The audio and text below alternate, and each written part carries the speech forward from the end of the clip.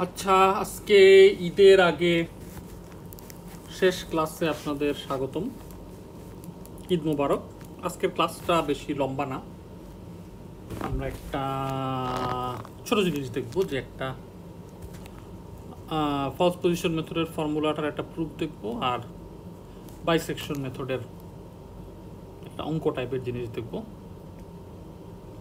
আচ্ছা, এখন আমরা গত ক্লাসের কথা যদি মনে করি, যে আমরা গত ক্লাসে ফলস পজিশন মেথড দেখছিলাম।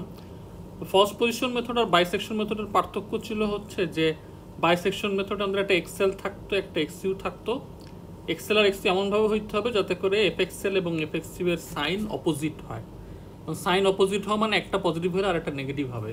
এটা সুবিধা হচ্ছে যে এক জায়গায় যদি নেগেটিভ হয় আর এক জায়গায় যদি পজিটিভ হয়, তাহলে মাঝখানে কোথাও না কোথাও এটা জিরো হবে, কাজে রুট পাওয়া যাবে। কাজে আমরা যদি এক্সেল এবং এক্সইউ এর মান এমনভাবে চুজ করি যাতে এফএক্সএল আর এফএক্সইউ এর সাইন অপোজিট, তাহলে মাঝখানে অবশ্যই সেটা কোথাও জিরো হবে। এবং এটা হচ্ছে বাইসেকশন বা ফলস পজিশনের অঙ্ক করার শুরুর প্রাথমিক শর্ত, যে এক্সেল আর এক্সইউ এমনভাবে চুজ করতে হবে যাতে ওই দুই জায়গাতে ফাংশনের সাইন অপোজিট হয়। এখন বাইসেকশনে তো আমরা কোনো কিছু চিন্তা না করে আমরা ঠিক মাঝখানে হিট করতাম।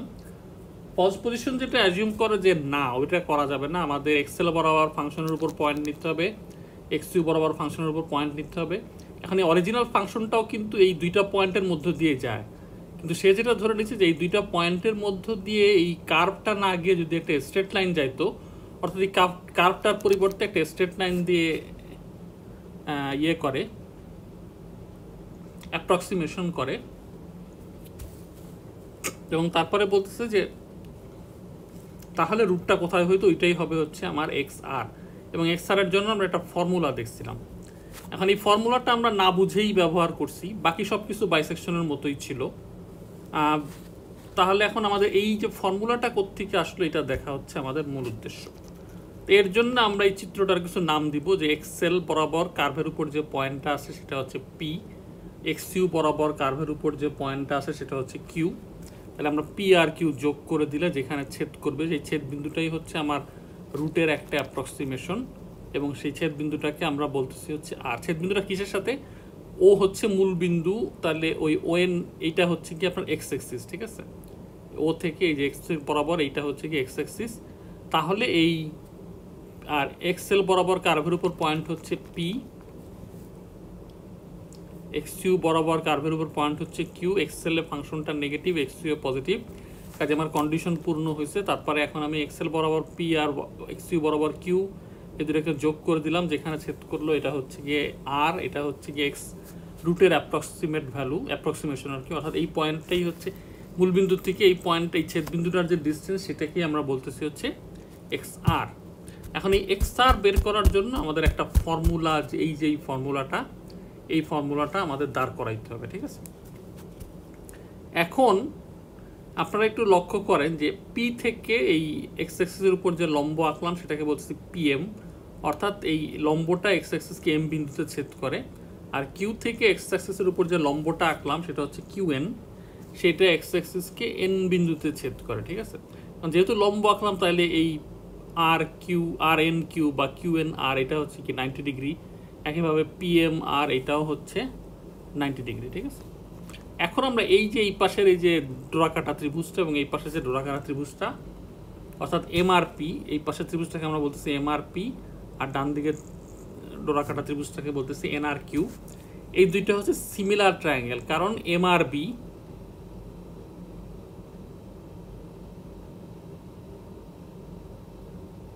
সরি, এটা বি হবে না, এটা পি হবে, কারণ এমআরপি সমান সমান হচ্ছে এন আর কিউ, ঠিক আছে? এমআরপি সমান সমান এন আর কিউ, অর্থাৎ এই দুইটা কোণ সমান, কারণ এরা হচ্ছে কি বিপ্রতীপ কোণ, রেসিপ্রোকাল অ্যাঙ্গেল। পিএমআর অর্থাৎ এটা হচ্ছে একটা লম্ব, আর কিউএনআর এরা হচ্ছে সমান, অর্থাৎ এইটা একটা লম্ব, এটা একটা লম্ব, কাজে এই দুইটাও হচ্ছে সমান। কাজে ত্রিভুজ দুইটা সদৃশ্য কোণী, কারণ দুইটা অ্যাঙ্গেল যেহেতু বিপ্রতীপ কোণ দুইটা সমান এবং এই লম্ব দুইটা সমান, কাজে অবভিয়াসলি থার্ড অ্যাঙ্গেলটা অটোমেটিক্যালি সমান হবে, অর্থাৎ এই যে এমপিআর আর এন কিউ আর সমান হবে, কারণ হচ্ছে একান্তর কোণ, ঠিক আছে? এখন তাহলে দুইটা সদৃশ্যকোণী ত্রিভুজের অনুরূপ বাহুগুলোর অনুপাত সমান হয়, কাজে যে PM by MR, PM by MR এটা হলো ছোটো ত্রিভুজটার, পিএমটা হচ্ছে লম্বটা আর এমআর হচ্ছে ভূমিটা, সমান সমান হচ্ছে কিউএন, কিউএন হচ্ছে বড় ত্রিভুজটার লম্বটা আর এনআর হচ্ছে তার ভূমিটা, ঠিক আছে। তাহলে এটা যেহেতু সদৃশ্য কোণী ত্রিভুজের অনুরূপ বাহুগুলোর অনুপাত সমান হয়, কাজে আমরা লিখতে পারছি পিএম বাই এমআর সমান সমান কিউএন বাই এনআর। এখন দেখেন এখানে কিন্তু সব কিছুই positive, PM MR QN NR সবই পজিটিভ, ঠিক আছে। আচ্ছা, এখন পিএম তো পিএম এর মধ্যে থাকলো, এমআর মানে কত, এমআর মানে হচ্ছে ও আর মাইনাস ও এম, আর এনআর মানে হচ্ছে ও এন মাইনাস ও আর, ঠিক আছে। ও এন থেকে যদি আমরা ও আরটা বিয়োগ করি তাহলে যেটা পাওয়া যাবে সেটা হচ্ছে ও এন মাইনাস ও আর। তাহলে এমআরকে আমরা লিখলাম ও আর মাইনাস ও এম, এনআরকে আমরা লিখলাম ও এন মাইনাস ও আর। এই পর্যন্ত সবই ঠিক ছিল। এখন দেখেন, এখন আমরা এখানে পিএম এর পরিবর্তে পিএম এর এটা দেখেন আমাদের এই পিএমটা আসলে কি, এইখানে এই এম পয়েন্টে বা এক্সেল পয়েন্টে ফাংশনটার যে ভ্যালু সেটা, কাজে পিএম এর পরিবর্তে আমরা কি লিখলাম এফ এক্সেল। ও আর হচ্ছে কি, ও আর হচ্ছে মূল বিন্দু থেকে আর এর ডিস্টেন্স উইচ ইজ এক্স আর, তাহলে ও আর মানে হচ্ছে এক্স আর ও এম মানে হচ্ছে কি, এই যেহেতু এই পয়েন্টে এক্সেল কাজে ও এম মানে হচ্ছে এই ডিস্টেন্সটা, কাজে ও এম হচ্ছে এক্সেল, আচ্ছা এক্স আর মাইনাস এক্সেল। আর এই পাশে কিউএন, কিউএন হচ্ছে ইউ পয়েন্টে ফাংশনটার যে ভ্যালু সেইটা, তাহলে এটা হলো এফ এক্স ইউ, তাহলে কিউএন মানে হচ্ছে এফ এক্স ইউ। আগে মাইনাস চিহ্ন কেন দিলাম এটা পরে আসতেছি। আর ও এন মানে হচ্ছে এই পুরাটা মূল বিন্দু থেকে এন পয়েন্টের ডিস্টেন্স, কাজে এটাও হচ্ছে এক্স ইউ। আর ও আর মানে হচ্ছে একটু আগে আমরা লিখছিলাম ও আর মানে হচ্ছে এক্স আর। এখন আপনি একটু দেখেন যে কেন এখানে আমরা মাইনাস চিহ্নটা দিলাম, কারণ আপনি দেখেন এই চিত্রটা থেকে যদি দেখেন যে এফ এক্সেল হচ্ছে নেগেটিভ, এই ডান দিকে লিখছি, এই জিনিসটা আপনারা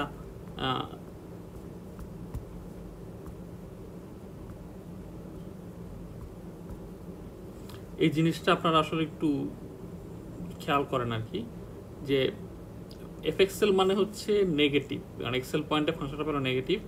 x r minus x l, x r যেহেতু বড় এক্সেল ছোট, কাজে এটা হচ্ছে পজিটিভ, তাহলে নেগেটিভ মাইনাস পজিটিভ। আর x u minus x r, x u minus x r, x u হচ্ছে বড়টা তার থেকে এক্স আর, এটাও পজিটিভ কারণ এক্স ইউ এক্স আর হচ্ছে বড়। আর উপরে থাকতেছে হলো এফ এক্স ইউ। এখন এফ এক্স ইউ এর মানটা হচ্ছে কি, এক্স ইউ পয়েন্টের ফাংশনটা হচ্ছে পজিটিভ, কারণ এই পাশ বাম লেফট হ্যান্ড সাইড আছে দেখেন নেগেটিভ বাই পজিটিভ। এখন আমি যদি ডান দিকে এফ এক্স ইউ লিখতাম তাহলে তো আসলে এটা একটা পজিটিভ ভ্যালু হইতো, তাহলে নেগেটিভ বাই পজিটিভ ভ্যালুটা হচ্ছে নেগেটিভ, আর পজিটিভ পজিটিভ হচ্ছে পজিটিভ, তাহলে একটা নেগেটিভ আর একটা পজিটিভ ভ্যালু তো সমান হইতে পারবে না। এই কারণে এইখানে যেহেতু নেগেটিভ বাই পজিটিভ আছে, কাজে ডান দিকেও আমার পজিটিভ বাই নেগেটিভ মানে সরি নেগেটিভ বাই পজিটিভ আছে, তাহলে ডান দিকেও নেগেটিভ বাই পজিটিভ হইতে হবে। এই কারণে এফ এক্স ইউ যেহেতু পজিটিভ, এটাকে নেগেটিভ বানানোর জন্য আগে আমরা একটা মাইনাস সাইন দিছি, ঠিক আছে। এইটাই হচ্ছে মাইনাস সাইনটার কারণ। অন্য আরেকভাবে চিন্তা করেন যে আমরা সব বলতেছি যে এক্সেল আর এক্স ইউ এমনভাবে চুজ হবে যাতে করে এফ এক্সেল আর এফ এক্স ইউ এর সাইন অপোজিট হয়, ঠিক আছে।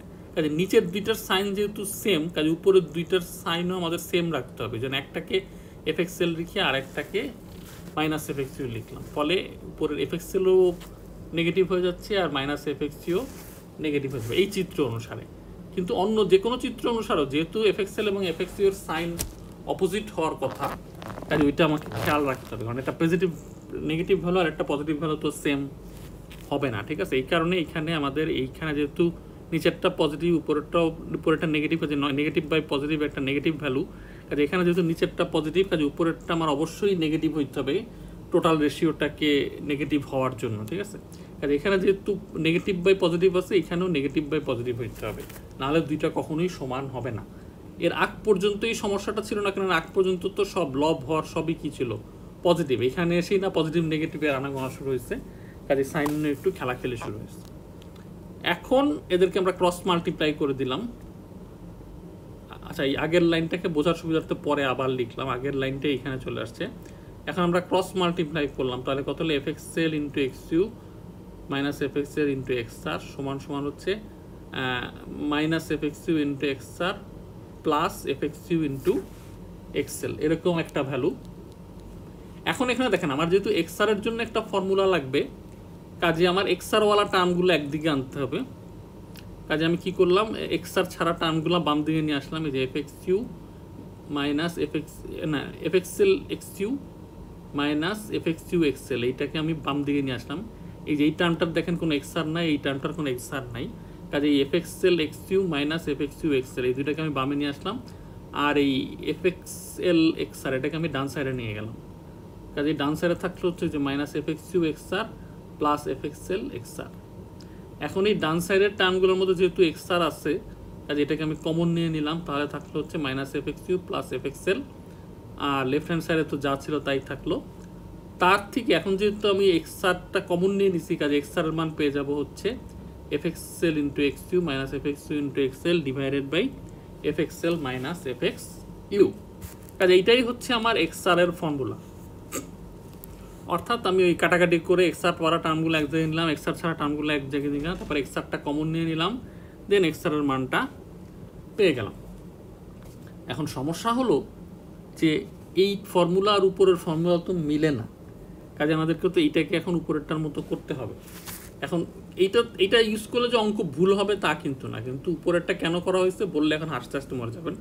কারণ কম্পিউটারে যোগ বিয়োগ করতে কম সময় লাগে, গুণ ভাগ করতে বেশি সময় লাগে। কাজে এইখানে দেখেন গুণ একটা, দুইটা আর ভাগ একটা, টোটাল 3টা গুণ ভাগ। আর এইখানে দেখেন এখানে যেহেতু কমন নিচ্ছি, কাজে একটা গুণ আর একটা ভাগ। কাজে এই ফর্মুলা ব্যবহার করলে আমরা গুণের পরিমাণ একটা কমাইতে পারি।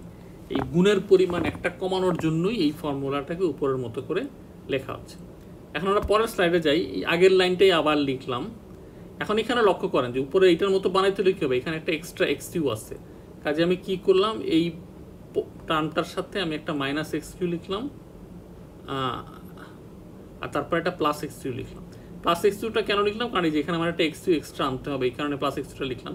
কিন্তু এটা তো হাওয়ার থেকে ওনার আনা যাবে না, কাজে তার সাথে আমি কি করতেছি, একটা মাইনাস এক্স কিউ দিয়ে দিচ্ছি, ফলে এটা এই দুইটা কাটাকাটি করে আসলে 0 হবে। কাজে এরকম minus x q plus x q লিখলে আসলে টোটাল মানের কোনো পরিবর্তন হচ্ছে না। এখন আপনি দেখেন এই এক্স ইউটাকে এই ভগ্নাংশটার সাথে সরল করে ফেললাম, ঠিক আছে। কাজে কি হলো, উপরে তো থাকলে f x l x u minus f x u x l, তারপরে এই যে এই এফএক্সএল আর মাইনাস এক্স ইউ গুণ হয়ে যাবে হচ্ছে মাইনাস এফএক্সএল এক্স ইউ, আর এই এফএক্স ইউ আর এটাও নেগেটিভ এটাও নেগেটিভ, এটা গুণ করে যাবে হচ্ছে plus f x u x u, ঠিক আছে। এখন আর এই পরের এক্স ইউটা আমি আলাদা করে রাখছি। কেন আলাদা করে রাখছি, কারণ আমার ফাইনাল যে ফর্মুলাটা আছে ওখানে একটা আলাদা করে একটা এক্স ইউ আছে, সেই এক্স ইউটাকে আমি এই জন্য এখানে কায়দা করে আলাদা করে ফেললাম। এখন এখানে দেখেন এই সরলটা করার পরে এখানে এফএক্সএল এক্স ইউ আর এই এফএক্সএল এক্স ইউ দুটা কাটাকাটি যাবে, কাজে এখন উপরে থাকবে হচ্ছে minus f x u x l plus f x l x u আর divided by f x l minus f x u তো আছেই, আর এই পাশে প্লাস আকারে আছে এক্স ইউ। তাহলে এখন এই এক্স ইউটা আগে নিয়ে আসলাম, তারপরে প্লাস এই পুরাটা, যেহেতু উপরে দুটা কাটাকাটি চলে গেছে। এখন এইখানে দেখেন যেহেতু এক্স ইউ এর সাথে প্লাস আছে, কিন্তু আমার তো দরকার মাইনাস, কাজে এক্স ইউ এর প্লাসটাকে আমি মাইনাস করে দিলাম, ফলে কি হবে, এই উপরে আপনি দেখেন উপরে যদি আমি উপরে দুইটার মধ্যে এফএক্স ইউ আছে, আমি যদি কমন নেই তাহলে নর্মালি কি হইতো এক্স ইউ মাইনাস এক্সএল, কিন্তু এখন যেহেতু আমি এই প্লাসটাকে মাইনাস করে দিছি, কাজে এটাকে কাউন্টার করার জন্য এটা উপরের ওটাকে কমন নেওয়ার পরে এক্স ইউ মাইনাস এক্সএল না লিখে আমি লিখলাম কি এক্সএল মাইনাস এক্স ইউ। কাজে এইভাবে আমরা ফার্স্ট পজিশন মেথডের ফর্মুলাটা প্রমাণ করতে পারি। আমাদের প্রমাণ কিন্তু আগের লাইনেই হয়ে গেছিল, কিন্তু জাস্ট একটা গুণের পরিমাণ প্রমাণের জন্য আমরা এতগুলা লাইন লিখছি, ঠিক আছে। সো দিস ফর্মুলা ওয়ার্কস, ঠিক আছে। অর্থাৎ এক্সআর মান বের করার জন্য ফার্স্ট পজিশন আমরা যে ফর্মুলাটা ব্যবহার করছি এটা আসলে কাজ করে। আচ্ছা, এখন হচ্ছে আমরা বাইসেকশন মেথডের কোনো একবারে ক্যালকুলেশন ইন্টেন্সিভ অঙ্ক আমরা দেখবো না, আমরা এই ফর্মুলাটা প্রমাণ করলাম। এখন আমরা বাইসেকশন মেথডের একটা অঙ্ক করার পদ্ধতি বোঝার জন্য একটা অঙ্ক দেখবো। মানে এখানে পদ্ধতিটা বোঝা হচ্ছে আমাদের মূল টার্গেট, অঙ্ক করা বা ক্যালকুলেশন করাটা না, ঠিক আছে। তো আমরা একটা অঙ্কটা দেখি। If you are asked to find the root of x minus 1 into x minus 3 into x minus 5 into x minus 8 into x minus 11 equal to 0 with xl equals to 0 and xu equals to 13 using bisection method, which root will be found? অর্থাৎ এই যে ইকুয়েশনটা দেওয়া আছে রুটগুলো কিন্তু আমরা জানি 1, 3, 5, 8 এবং 11, কিন্তু আমাকে বলা হয়েছে যে আমি বাইসেকশন মেথড ইউজ করলে with xl is equal to 0 এবং xu is equal to 13 তাহলে কোন রুটটা পাওয়া যাবে এইটা বের করতে হবে, ঠিক আছে। তো আমরা একটু দেখি, এরকম একটা টেবিল নিতে হবে। টেবিলের মধ্যে একটা কলাম থাকবে হচ্ছে এক্সেল, আর একটা কলাম থাকবে হচ্ছে এক্স ইউ, আর ডিভাইডস বাই বা লাঠি চিহ্ন দিয়ে তারপরে যেটা লিখছি এফ এক্সেল, অর্থাৎ এখানে আমরা এক্সেলের ভ্যালুটাও থাকবে প্লাস এফ এক্সেল, অর্থাৎ ফাংশনটার এক্সেল পয়েন্টে যে সাইন সেটাও থাকবে। একইভাবে 2 নম্বর কলামে প্রথমে থাকবে এক্স ইউ, তারপরে থাকবে হচ্ছে ওই এক্স ইউ পয়েন্টে ফাংশনটার যে সাইন সেটা থাকবে, ঠিক আছে। এখন আর এখানে কিন্তু অ্যালগরিদমটা দেওয়া আছে। এখন একদম শুরুতে কি বলছে, এক্সেলের মান হচ্ছে 0 আর এক্স ইউ এর মান হচ্ছে 30। তাহলে আমরা বাইসেকশনে কি করি, ঠিক মাঝখানে হিট করি, কাজে আমাদের এক্স আর এর মান হবে হচ্ছে 6.5। এখন 0 আর 30কে যোগ করে 2 দিয়ে ভাগ করলে এখন এই পয়েন্টে 6.5 পয়েন্টে এক্স আর এর মানটা কত, পজিটিভ। কারণটা আমি বলতেছি। আচ্ছা প্রথমে দেখেন এক্স ইউ অর্থাৎ 13-এ ফাংশনটার ভ্যালু পজিটিভ, কারণ কি আপনি যদি এখানে পুরো ফাংশনটাতে এক্স এর মান 13 বসান তাহলে প্রথমটা পজিটিভ, সেকেন্ডটা পজিটিভ, থার্ডটা পজিটিভ, ফোর্থটা পজিটিভ, ফিফথটা পজিটিভ, সবগুলো পজিটিভ ভ্যালু। তাহলে এই সবগুলো পজিটিভ ভ্যালু গুণ হয়ে টোটাল গুণফলটা করতে হবে পজিটিভ। এই কারণে বলা হচ্ছে যে এক্স ইউ এর মান 13 হলে এফ এক্স ইউ হচ্ছে পজিটিভ। এবার আমি ঠিক মাঝখানে হিট করলাম 6.5-এ, 0 আর 13-এর ঠিক মাঝখানে 6.5। এখন এই ফাংশনটার মান কত হবে দেখেন, যে এক্স এর মান 6 বসালে এইটা প্রথম 3টা পজিটিভ, পরের 2টা নেগেটিভ, তাহলে 2টাই নেগেটিভ গুণ হতে আবার পজিটিভ হিসাবে, কাজে আলটিমেটলি টোটাল ভ্যালুটা মানে এফ 6.5টা কি হচ্ছে পজিটিভ। এখন পজিটিভ হলে তাহলে আমরা আবার কি দেখেন যে এফ এক্স এল হচ্ছে নেগেটিভ, এফ এক্স আর হচ্ছে পজিটিভ, কাজে f x l into f x r যেটা হচ্ছে নেগেটিভ, কারণ নেগেটিভ আর পজিটিভ গুণ করলে নেগেটিভ হয়। তার মানে হচ্ছে কি আমার রুটটা এক্সেল থেকে এক্স আর এর মধ্যে আছে, কারণ এখানে কন্ডিশনে দেখেন যদি f x l into f x r negative হয় তাহলে আপার লিমিট হচ্ছে এক্স আর, অর্থাৎ এক্স আর এর পরের অংশটার মধ্যে আমরা আর সার্চ করব না। এখন তাহলে 6.5 বসাইলাম,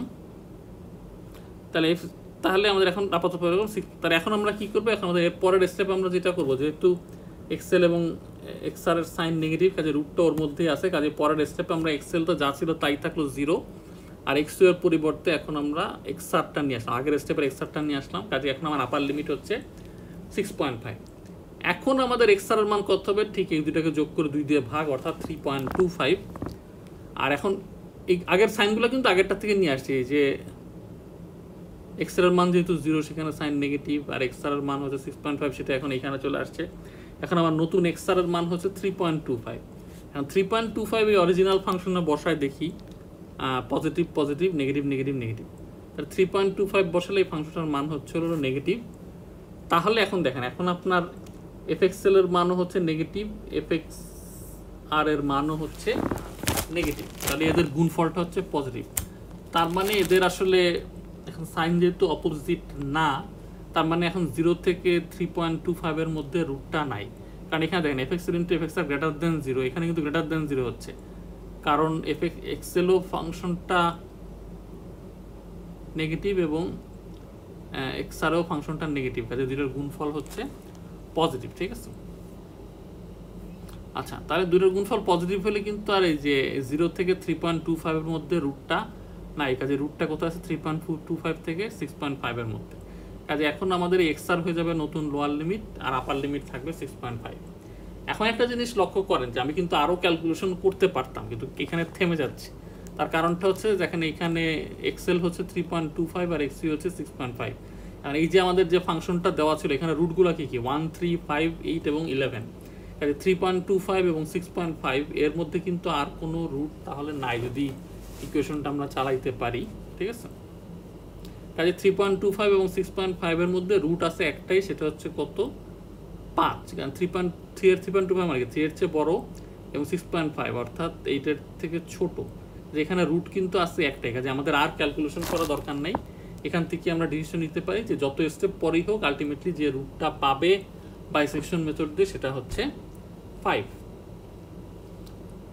আচ্ছা এখন এখানে দেখেন যে এক্স এর মান হচ্ছে এখন হচ্ছে পরেরটা হচ্ছে কি which root will be found if xl is equal to 0 and x equal to 12। কাজে এখন আমাদের এই একই অঙ্ক আবার একই নিয়মে করব। এখানে xl হচ্ছে 0 যেখানে ফাংশনটা নেগেটিভ, xc হচ্ছে 12 সেখানে ফাংশনটা পজিটিভ, মাঝখানে হিট করলাম 6, এই 6 এও ফাংশনটা পজিটিভ, কারণ এখানে দেখেন x এর মান 6 বসালে এটা পজিটিভ এটা পজিটিভ এটা পজিটিভ, তারপর দুইটা নেগেটিভ, দুই নেগেটিভ মিলে পজিটিভ হয়ে যাচ্ছে। কাজে এই 6 এও ফাংশনটা পজিটিভ এবং fxl ইন্টু fxr, fxl এর ফাংশন যেহেতু নেগেটিভ এবং fxr এর ফাংশনটা পজিটিভ, কাজেই এদের সাইন অপোজিট, তার মানে এদের মধ্যে একটা রুট আছে, কাজেই যেহেতু এফএক্সএল ইন্টু এফএক্সআর নেগেটিভ, তার মানে হচ্ছে এদের সাইন অপোজিট, তার মানে কি মাঝখানে নিশ্চয়ই কোথাও এদের সাইন ভ্যালুটা 0 হয়েছিল। কাজে এখন দেখেন যেহেতু নেগেটিভ, তাহলে আমাদের এখন বাম দিকে সার্চ করতে হবে।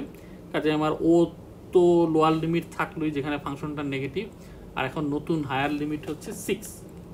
এখন ব্যাপার হলো যে 0.6, এখন আমি এক্সার মান কত হবে, 0 আর 6 যোগ করে 2 দিয়ে ভাগ করলাম, কাজে পাইলাম হচ্ছে কত 3। কাজেই দেখেন এখন এতক্ষণ তো আমরা ডানে বামে চলছিলাম, কারণ এখন 3 মানে কি, 3 তো হলো আসলে এটার একটা রুট। কাজে এখানে দেখেন একটা কন্ডিশন দেওয়া ছিল, যদি এফএক্সএল ইন্টু এফএক্সআর ইকুয়াল টু 0 হয় তাহলে এক্সআরকে রুট বানায় দিতে হবে। কাজে এখানে যেহেতু যে এক্সআরটা পাওয়া গেছে সেটা আসলেই একটা ফাংশনের একটা রুট, কাজে এখানে আমরা ওই মানে গিভেন ফাংশনের একটা রুট, কাজে আর আমাদের আগানোর দরকার নেই, যেহেতু এখন এই 3 বসেই আমরা 0 পেয়ে যাচ্ছি, তার মানে এটাই একটা রুট, কাজে আর আমাদের আগানোর কোনো প্রয়োজন নেই।